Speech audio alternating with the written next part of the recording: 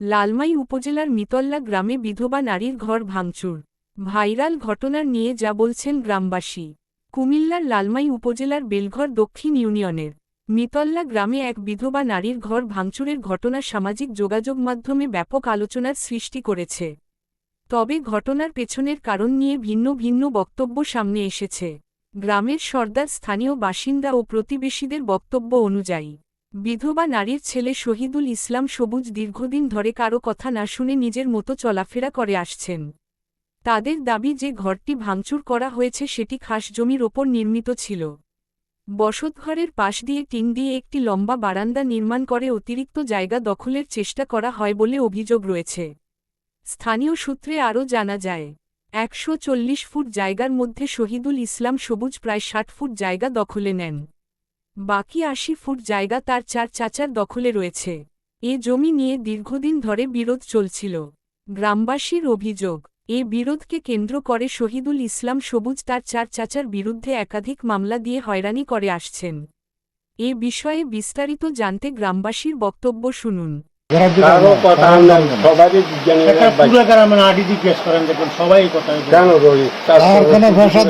চাকরি বাকরি নাই, কোনো কাজকর্ম করে না, পয়সা করে করতে হয় না। এটা হাতে হাতে জানে যে ঘরের দক্ষিণ দিক এই জায়গাটা হলো খাসের জায়গা, এটা কোনো আসিলা জায়গা নয়, এটা তো হাসবাই মালিক। এটা নিয়ে মানে তর্ক বিতর্ক করি মনে করেন বেড়া এই টিনগুলি খুলিয়ে দিছে। আর অন্য কোনো হাতের বড় কোনো আড্ডা নয়। দিঘিজের মোহাম্মদ আব্দুল মাত। হ্যাঁ, আমি গ্রামের একজন সর্দার, মনে করেন এক খারাপ।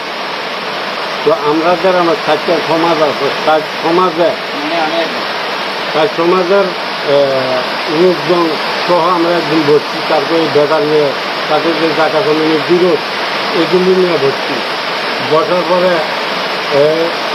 বলছে যে আমার 2জন লোক আছে। কে 2জন লোক হলো, একজন হলো ডাক্তার শাহ আলম, তোলা বসেছে।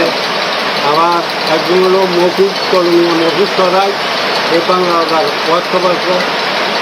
কয়জন আরেক 2জন লোক। আমি বলছি যে ঠিক আছে, বলছে শহীদ। আচ্ছা, তখন বলছি যে তারপরে যদি ভারতীয় আরও কর, সমস্যা নাই। এছাড়া তাও অন্য লোকেরাও কর, তারপরও বসে। তখন সবাই বসে একটা সিদ্ধান্ত নিয়ে যে বাদী বা সমাজের সবার কথাবার্তা শুনি বললে যে একটা কাজ করো, যে জায়গাটা এখানে যে করতাম পরিশোধ করেছে না, এইটাই এনতে কয়টা আমি দেখ বেশি বেশি জমি এনে খান, তারা বেশি ইয়া করে। যে জায়গাটা বাড়ি বাধা দিচ্ছে, মানে ঘর দিদার লাগে, এটা কেউ তো করছে। নোটিশ দিচ্ছে পুলিশ। কেস করার পরে কয় যে এই জন্য আমি জায়গা দিতেছি না, আমি পাই, আমি সেই দিকে আরও পাই। ঠিক আছে, পাইলে বইপত্র আমি নানি যদি কোনো পাও তাহলে তারপর সাথে সুবিধি এইটার পেছনে জায়গা আছে, তোনারা তাই দিন। যেহেতু গড় দুয়ার করে নিয়েছে, অন্য বাইরেও তো গড় দরজা করে নিয়েছে। এত যত সম্পত্তি তারা সবাই হাসবাই, সবাই মালিক। তো এতদিও দরজা লাগানো সম্ভব নয়, আমরা হিন্দু দিয়েছি। এই কথার পর আর যে কেসগুলো করছ, কেসটি উঠে গেল। তারপরে এগুলি করলে বন্ধ কামা করা। তো ঠিক আছে, এই কথার পরে আমি নানন, তখন আমি কে বলবো, তখন রানিং মেম্বার যে এর দায়িত্ব দিতে, মানে এ বলবো আমি। তো আমরা গ্রামবাসীও ছিলাম। এরপরে আমরা মনে করেন সোয়েদার আছে 2জন, তারপরে যে টিকাতর আছি, আমরা মাপজুপ করি। তাকে আমল দখল যায় আছে, আমল দখলটারে আমরা হাস্তাবাদ করি। যে জায়গাটা হলো কোন এই জায়গাটার মধ্যে ঠিক আছে, আরও 10 পয়েন্ট বেশি আছে। সে দিগেল, হ্যাঁ, আগিলা যে মাপ দিতে আগেও আরও দিগার মাপ হয়েছে।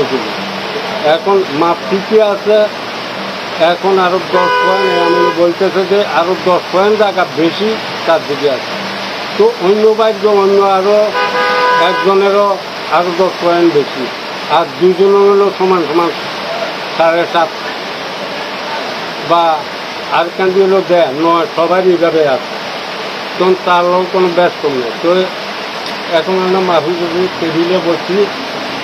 এখন যে শাহ আলম ডাক্তার জিজ্ঞাসা মানছে, তার কেউ আছে হেরে আমি নিজেও বলছে ভাই আমরা যারা রোদগুলো ফুটার হয় তাকে এটা নিরসন করে দেন, আমরা কই বলি সে তাকে দোনো প্রকারে গরজ দিতে পারিনি।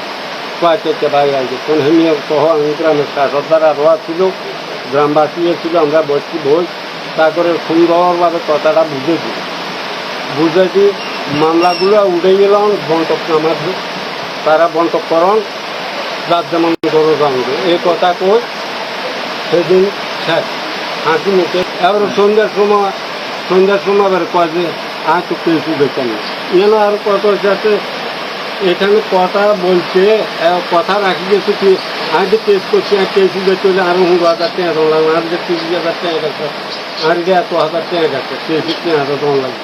তো আমরা বলছি যে কেস করলে তুই তোর কেসি 3,000 কেস তো তুই করলে দাও তোর এই জায়গা যে কারণে তুই কেস করছি অন্ত উল্টে তুই না 2 লাখ। আমরা বলছি তোর কারণে হয়রানি করছো, গ্রামবাসীকে হয়রানি করছো, ইডি খামার তার বাপ মরে গেছে আরো 2 ডিসিম জমি দুটো করছে এটাও দেখো তখন তার কত এই সাঁতার কত হলো যে ইয়ানোর যে 9 ডিসিম যেটা আছে 9 ডিসিমের বারা জমিটা এখন দুটা খোলাইছে এটা আমরা হাজবার করি, এটা তো আমরাও মানি, ওইটা হাতে কাজে দিয়ে নিতে আমরা এটা মানি।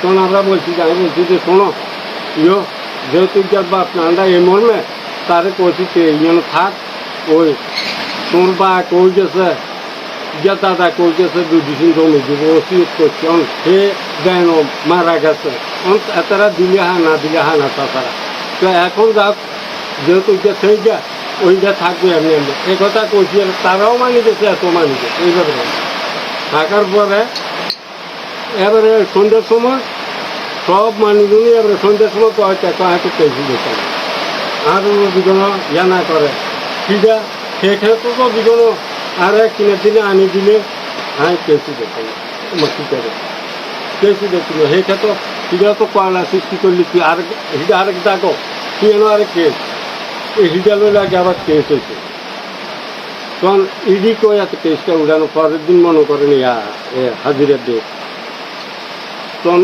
উপভোক্তা তারা গেছে যে কেসটা ওঠানো বিকেলবেলা টাকাটা মাইছি আসছে ওই গ্যাসের কিছু তারা ডাক দিয়েছি গ্যাসের কিছুই তো গেছি আমি তো মামলা কিছু কেসটা উঠে আর কেসি দেখতাম না উড়েতাম না আরে খেতে দিয়ে এক জায়গায় দিয়ে দিলে আমি উঠি ভেতারা আরে একটু ঠিক গেছে আমরা ভেতারটা হাত কর আমি তুই তুললে এটি করস তারপরে যাই ভালো ওই যে লিখো কই বলে দিলাম তুই আমার কেসটা কিনে রাখলি তো না এটা উঠেতাম এই কথা কই যেতে মামলা তুললি না কেন মামলা ন তোলানোর কারণে তারা তকরা দিচ্ছি তকরা মামলায় তুলতেন না আর খরচের টেয়া দিই এই শহীদ এবারে শহীদে যখন তারা চাবি দিয়ে খোঁচা দিচ্ছে খোঁচা দিবার পর দিয়ে আসারে খোঁচা দেওয়ার পরে কিনে বোঝেন তারা আপনার কিনে বোঝেন ইয়া বিয়া খুলিলে রাগ করি বোঝেন।